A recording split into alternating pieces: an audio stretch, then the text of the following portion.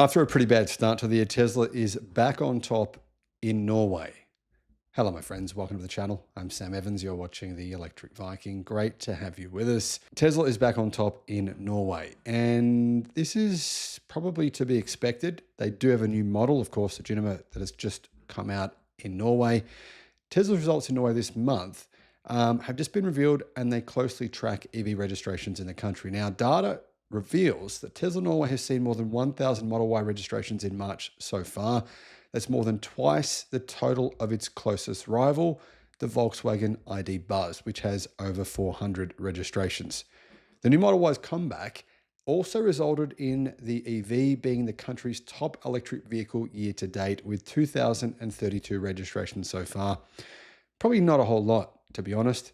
It's going to be interesting to see how this plays out over the coming months in Norway. I mean, how many people will obviously decide not to buy Tesla for the reasons we know about, and how many people will actually get one? I'm fascinated.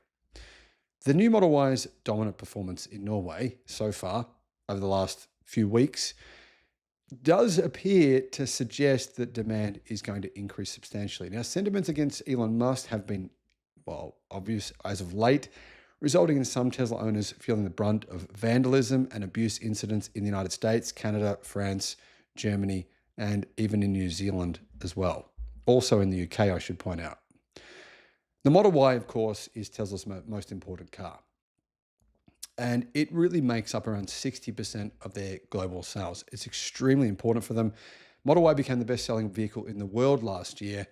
And, the question here is, would someone in Norway do what they've been doing over the last few months and buy a Toyota BZ4X, which it was the best-selling car in Norway up until recently, or buy the new Tesla Model Y Juniper, or buy something else? I mean, maybe they could do what I did and get an Xpeng.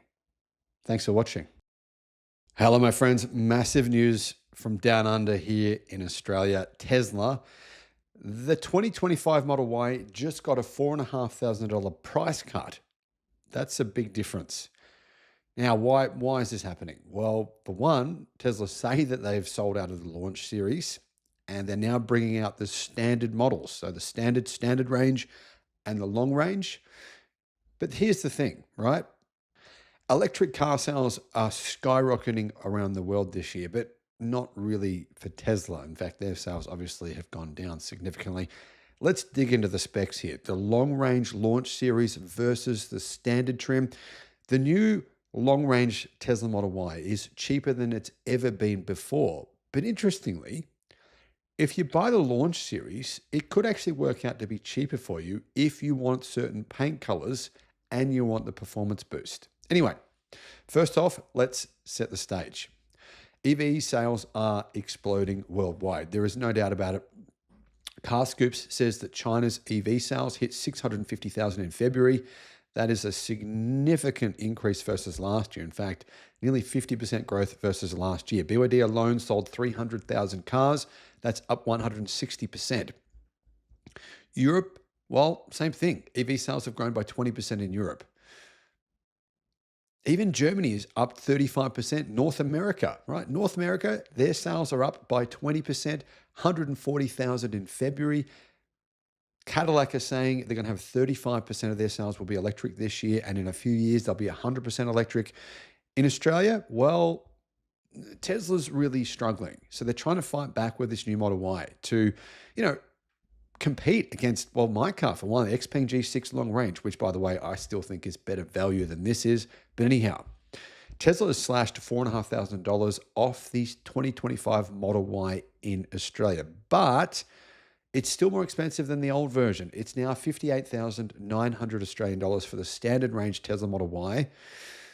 However, whilst that is around about $4,500 cheaper than the launch series, it's actually $3,000 more expensive than the 2024 base model. Still seems like a decent deal though. What about the long range? Well, the long range all-wheel drive is now $68,900 plus on-road costs. That's one of the problems with these prices. Tesla does charge you a $1,400 delivery fee.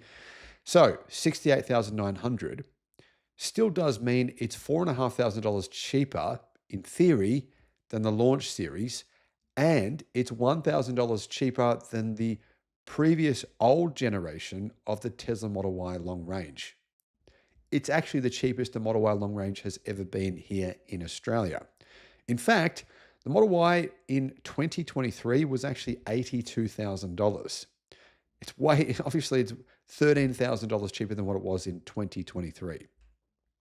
Tesla is actually clearing old stock too. Some 2024 long range models you can buy for $65,800 drive away. So that's basically like $60,000 for the old Tesla Model Y long range. Is it worth it, or should you pay an extra $10,000 approximately to get the new Model Y long range? Well, I think the new one is worth the extra. But is it worth it in comparison to other electric cars on the market? Questionable now, right? So what's under the hood? Well, the rear-wheel drive, it has 466 kilometers of range, which is an increase of 11 kilometers versus the old model. The long range has 551 kilometers of range, which is an increase of 18 kilometers versus the old model. However, one of the big key differences here is the long range version does not have the power boost. So the launch series got the power boost, and you got whatever colored paint choice you wanted to get as included in the price for your extra $4,500. The long range now, you've got to pay extra for paint colors. So standard, you're actually getting pearl white multi-coat, which is a good color, but you've got to pay an extra $2,300 for glacier blue. Stealth gray is $2,300. Quicksilver is $2,600. And ultra red is also $2,600.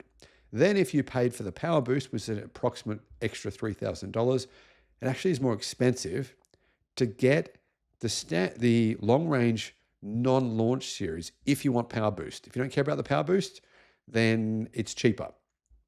So how much of a difference is there? Well, performance-wise, it's not a huge difference, to be honest. It's about half a second. So 0 to 100 in the new version of the launch. So 0 to 100 kilometers an hour or 0 to 62 miles an hour in the long-range non-launch series is 4.9 seconds. In the launch series, it's around 4.3 seconds. Yeah, I mean, I honestly don't think most people would care about that extra 0.6 of a second. It is a pretty big performance difference, but I mean, let's face it, these aren't race cars, are they? Now, getting back to the rear-wheel drive, the standard range model, the cheapest model for 59,000 Australian dollars, that model actually has a total of 225 kilowatt coming from its rear-wheel drive motor. It's got a 15.4-inch touchscreen, a little bit bigger the touchscreen than the previous version, vegan leather, and of course, it's got that media screen in the back seat. That's one of the big changes, the screen for the kids in the back. In addition to that, it obviously gets new wheels, 19-inch Gemini wheels. Now, stepping up to the long-range all-wheel drive, you're going to get a 137 kilowatt motor in the front, a 225 kilowatt motor in the rear. One of the big issues that I have though with Teslas is the warranty.